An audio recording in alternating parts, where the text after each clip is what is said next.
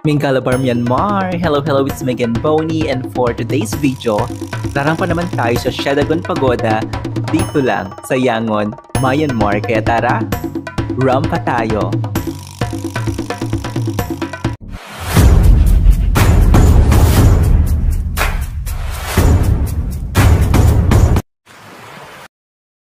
Ayan, another day dito sa Yangon, Myanmar.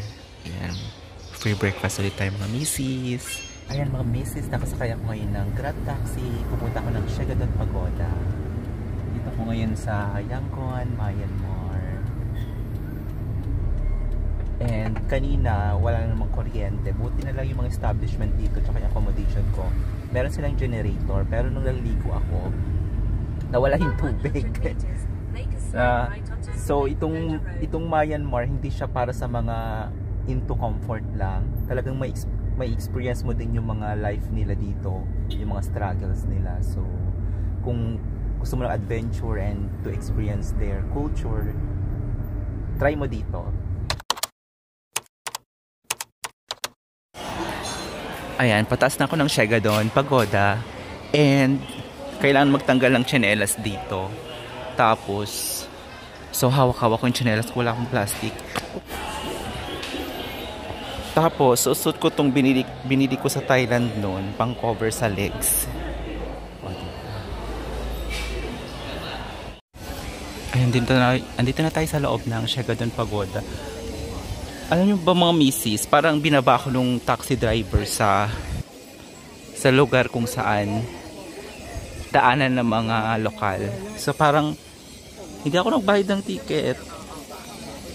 In-expect ko magbayad ako.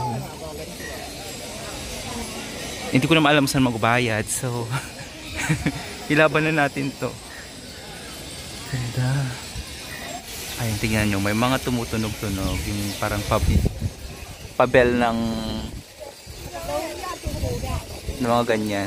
Hindi ko alam yung tawag yan eh. Nakakatuwa.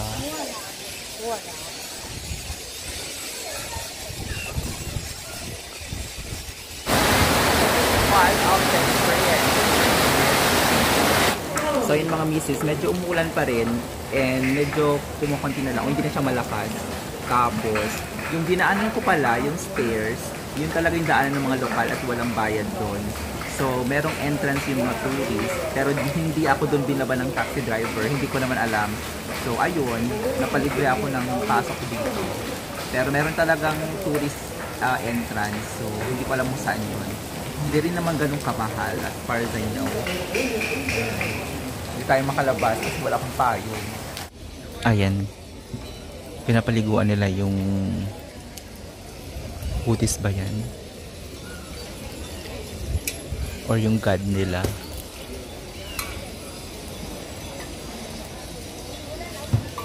Nakakatuwa. So ayan, medyo tumitila na yung ulan. Hindi na masyadong malakas, pero mababasa ka pa rin kasi pag umaura-aura ako dyan. Ganda. Nasa silong ako ngayon. Hinintay ko lang yung timing para makapag-picture-picture na ako.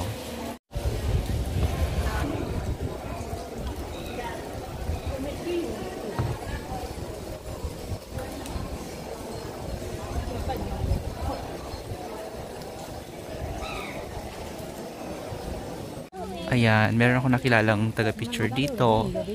Since hindi man ako nagbayad ng entrance, siya na lang bibigyan ko. Yan, Shadagon Pagoda. Shadagon. One of the largest pagoda in the world. Yes. The holy place in Myanmar. Every Myanmar people, we want to be here. Nasa Tuesday corner na kami kasi Tuesday ako na ipanganak.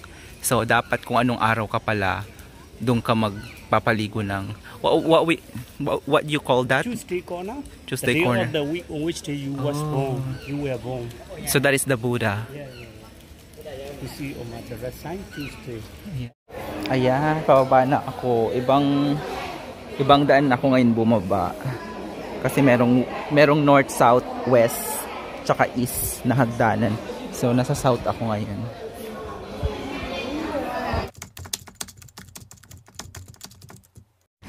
So, ayan, pupunta ako sa parang abandoned amusement park. Pero, nagutom na ako kasi 12 na rin. Mag-1 PM na ata. So, may mga karinderya sa gilid-gilid. Thank you. So, kain muna tayo. Kain tayo kung saan kumakain yung mga lokal. Ayan, umuulan na naman. Pumunta ko ng Pomelo for Myanmar, souvenir shop. Maghahanap ako ng ref magnet kasi bihira pumunta yung mga Pinoy dito sa Myanmar. So, yun lang yung bibili kong souvenir for myself or pasalubong na rin siguro. So, nag-book ako ng Grab ulit. Mura lang Grab dito. 100 plus lang. Isa less than pa nga. Ay! So, ulan na. Ayan, pabalik na kita yung accommodation kasi nagbisita naman na natin yung pinaka-pasabog nilang babon. And nakabili na ako ng souvenir at mga ref magnet sa High Post souvenir. Marami na siya dito. Wala siya sa Google Map at sa Grab. Kaya ang bait yung local sa pinuntahan kong una kasi hinahanap ko yung isang souvenir shop, hindi ko mahanap. Tapos, tinulungan niya ako. Beauty rin siya. Ang cute na mga bagay din yung pan. Mayan mo. Mas maraming shoot dito kasi sa Laos. So, ayun. Pinasakay niya ako ng taxi. Pinag-usap niya ng sa language nila. Kaya, nakarating ako doon. And, napaka-safe dito sila. Ayan, sa likod ko yung palitan ng pera. Bumili na ako ng Thai baht para hindi na ako mamuplema bukas. Kasi sa Don Muang International Airport ata, parang pahirapan yung pagpalit ng currency nila. So, doon ako bumili ng Thai baht para mas sure na sure. Ayan, pabalik ulit tayo sa aking accommodation. So yun mga misis, pabalik na tayo sa airport kasi hindi tayo masyado nakapag-ikot. Lalo pat umuulan tapos brownout. Ang hirap maligo, kaya ang hirap kumaura. Pero na-enjoy ko pa rin kasi na-experience ko finally ang life nila dito sa Myanmar. So yun mga misis, nandito na ako sa airport, sa Yangon International Airport. Pumunta tayo ngayon ng Bangkok, Thailand. Doon ako mag-exit, pabalik ng Manila. And nakakaloka tong experience ko dito sa Myanmar. Ang mabait na mga tao, talagang very helpful sila. Wala kasi yung masyadong turista dito. So walang masyadong scam kasi wala naman silang may scam masyado.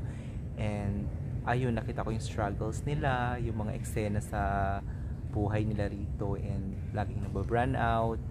Tapos alam niyo yung pera nila, ang dami kong cash. So, parang yung 10,000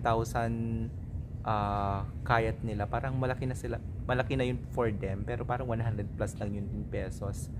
Tapos ayun, dito na ako sa airport. Nagulat ako kasi yung boarding pass ko manual, talagang sinulat nila manual lahat. And na-imagine nyo kung gaano kahirap yun, tapos ang daming nakapila. So dapat maganda penmanship mo. Hindi ko alam kung normal yon or ngayon lang nangyari or sira yung computer, pero minamanual nila today. So ayan, waiting na lang tayo ng boarding time. Sige mga misis. So yun mga misis, dito na po nagtatapos ang aking trip from Hanoi to Sapa, Vietnam, papuntang Yangon, Myanmar. And hindi na po ako mag-vlog sa Thailand kasi one night na ako doon. Maraming salamat po mga misis. Marami pa po akong mga travels. Until my next vlog. Bye for now.